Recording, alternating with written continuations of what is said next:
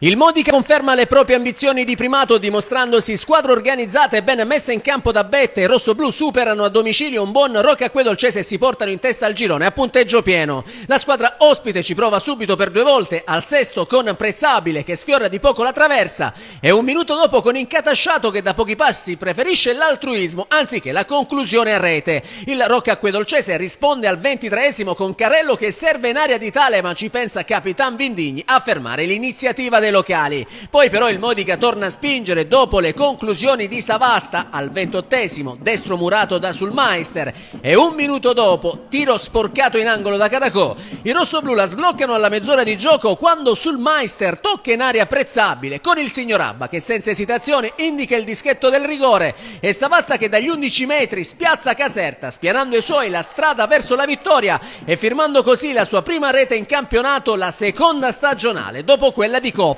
I locali non ci stanno e al 33esimo solo la decisiva uscita di Marino nega di tale la possibilità di calciare a rete.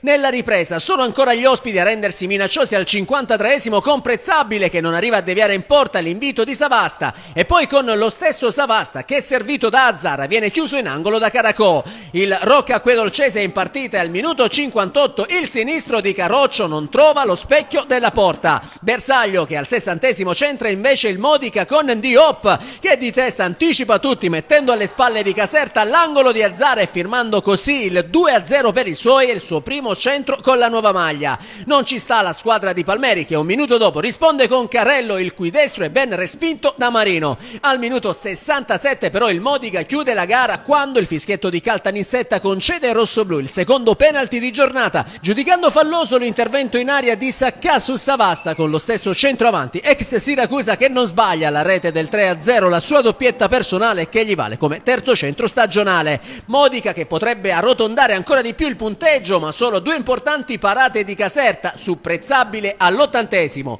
e su Palermo 6 minuti dopo negano loro la gioia del poker. Quindi nel finale locali in avanti alla ricerca del gol che prima accarezzano con Margaritini al minuto 87 e poi trovano a 60 secondi dal 90esimo con Capitan Caroccio che di testa mette alle spalle di Marino il gol del definitivo 1-3. La Polisportiva Roca Acquedolcese rimane ferma a un punto, incassa la prima sconfitta in campionato, sale invece a 6 il Modica che centra la seconda vittoria consecutiva in campionato e si conferma in testa al torneo insieme al Real Siracusa Belvedere.